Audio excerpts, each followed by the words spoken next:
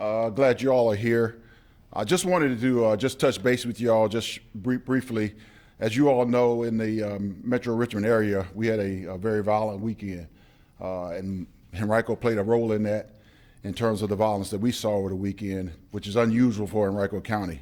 But we did have 3 homicides over the past weekend, and what we're seeing is a really an uptick in gun violence in the county, and a lot of it is dealing with a lot of our young people, a lot of firearms in the hands of a lot of young adults, and they're using them in ways where there's not a lot of conflict resolution going on between parties, and we happen to see a lot of that this past weekend. You know, we had the shooting at White Oak Mall inside of a business, and where there was a young lady that lost her life due to gun violence, and then we had another one over on Fairfield Avenue and another one over in St. Luke's.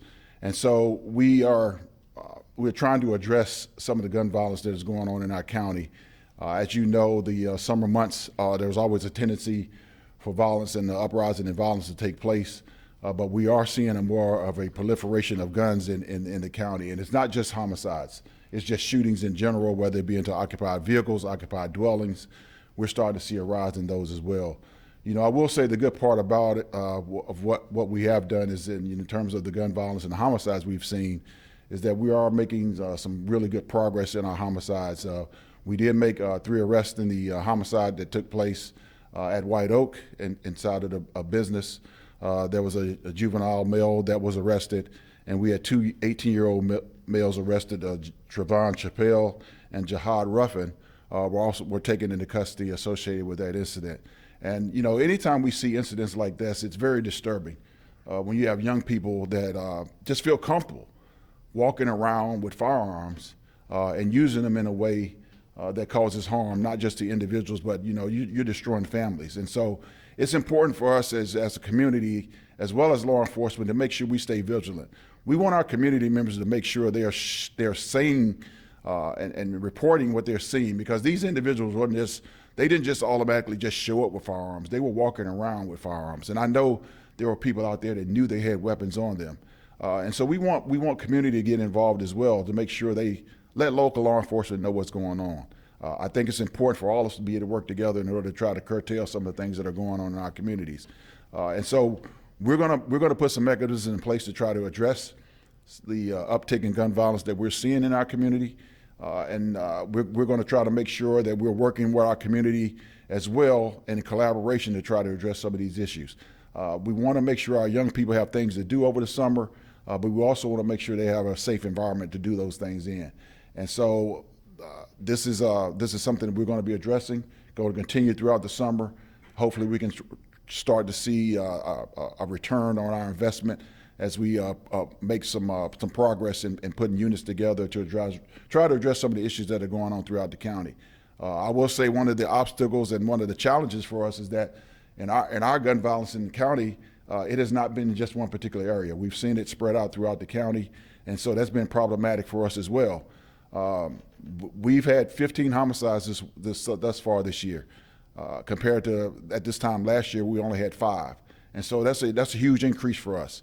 One of the things I will tell you, though, as is associated with our homicides, is 8 of those homicides have had a domestic violence nexus to them. And so that's also been problematic for us, as we're also trying to address domestic violence.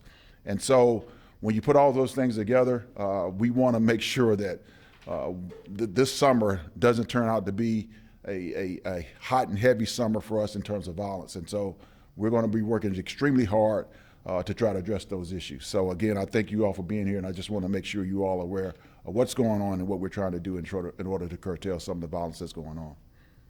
Chief English, one of the things that a lot of neighbors had mentioned, at least pertaining to the 2 shootings on the 4th of July, was many of them didn't realize or mistook the gunshots for fireworks. Is that something officers were also having issues with?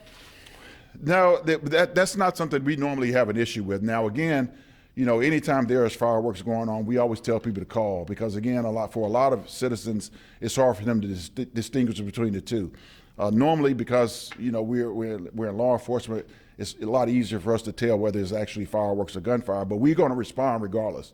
So if you call and you don't know if it's, don't know if it's gunfire or fireworks, just give us a call. We'll go and check it out to make sure. But again, I would rather our citizens call, and if they don't need us, so be it. If it turns out to be fireworks, so be it. But if you don't call and we don't show up, then that just leaves us, in a situation where somebody could be harmed, and nobody ever called.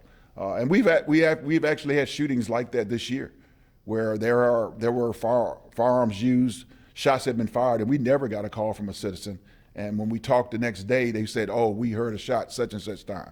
And so we don't want communities to get to the point where they feel like they hear gunshots so often that there's no need to call. We always want you to call when you're hearing anything that sounds like gunfire, because we do need to go and check that out. Yes, sir. Can you talk a little more specifically about what you're looking to do to address gun violence?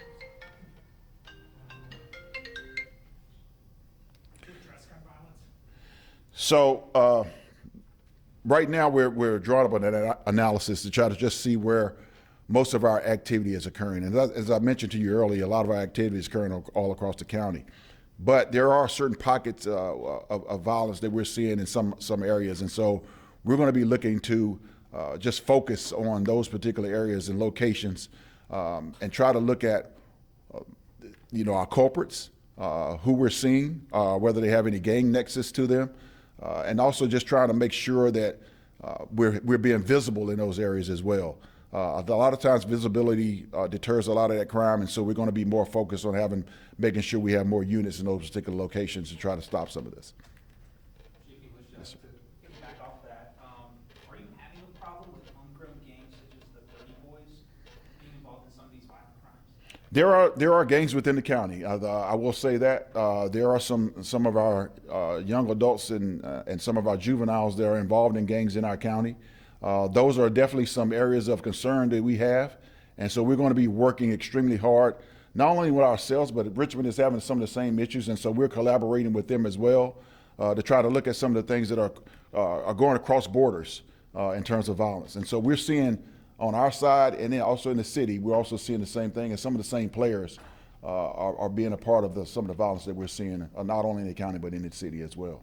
So how do you connect to these young people who are using guns to resolve their problems? How do you fix that? Well, I tell you, if I had the magic wand to answer that question, I think I could make a lot of money. But I will say one of the things that we're trying to do is a lot of it is just, making sure the community gets involved.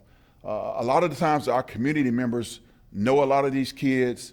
They know some of the things that they're involved in. And what we're trying to do is making sure community takes some ownership within their neighborhoods to make sure they let us know. Like I said, we had kids walking around White Oak with firearms. There's no way that nobody did not know that these kids were walking around with firearms on them.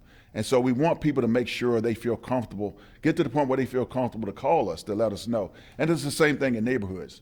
We have to get community members involved, but it also has to be on our part to make sure we're collaborating with those community members to make sure they feel comfortable in notifying us. Over the 4th of July weekend, do you have a specific number of calls that came in? We do. There was 109. When you say you talk about it related to fireworks. Fireworks, violent calls. I don't know the number of violent calls we had. I know we had 196 firework-related calls that came in. I will say a lot of those calls came in during the same time that we were on two separate homicide scenes at St. Luke's and on Fairfield Avenue. And so when you talk about priorities, a lot of our resources were there. And so a lot of the fireworks calls that we received, we were just not able to respond to those. So I don't know how many, I can't really give you a number on the number of violent crime calls we received that particular night, but I know the focus that at a particular time were two major crime scenes that we were dealing with. Do you know, in the Fairfield Avenue shooting, if there was any sort of altercation that led up to the shooting at all between there were two victims involved? There was, and at this particular time, that investigation that's still some of the things we're trying to determine. We do know that there were a lot of rounds fired in that particular shooting, but our investigators are out there trying to canvass the area, and they're still looking for witnesses to that particular incident, and so don't know right at this point in time where there was any confrontation.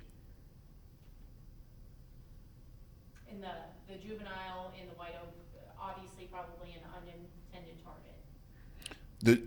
target. Yes, that is, Innocent bystander. that is correct. That is correct. It was not somebody that was involved in the shooting at all. So yes, there was an innocent bystander. Anything else that you want to let our viewers know to kind of hit close to home with all this violence? Well, I think one of the bigger thing is, there's always trying to figure out why is the uptick, it's just not here in Richmond. I mean, it's not here in the Richmond metro area. It's across the nation that, people are seeing an uptick in violent crime. A lot of people trying to associate it, whether it be with the pandemic, people coming out of there, out of the pandemic, there's more interaction with individuals. But the bottom line is that we have to make sure that everyone is being vigilant. As I always say, we all play a role in keeping our communities safe. And it's important for community members to make sure that they're notifying us when they see things suspicious, see things that may be out of place. They see young people that may be carrying firearms or seeing they're carrying weapons that they shouldn't have. It's important to allow us to come in and investigate those things, because you never know what you may stop from happening if you don't call. And so I just encourage our community members to be involved. We're going to make sure we're out in communities trying to do more collaboration in particular areas, and we want people to feel comfortable being and make that notification to us. During this recent uptick in violence, what kind of toll does this take on, not only the police department, but officers responding to these, just awful scenes? Well, I would tell you, it's a lot of work that goes into it. We put countless hours, our investigators and officers put countless hours into working crime scenes and dealing with families. It's always heartbreaking when you have to go tell someone their loved one has passed away due to gun violence or any type of violence.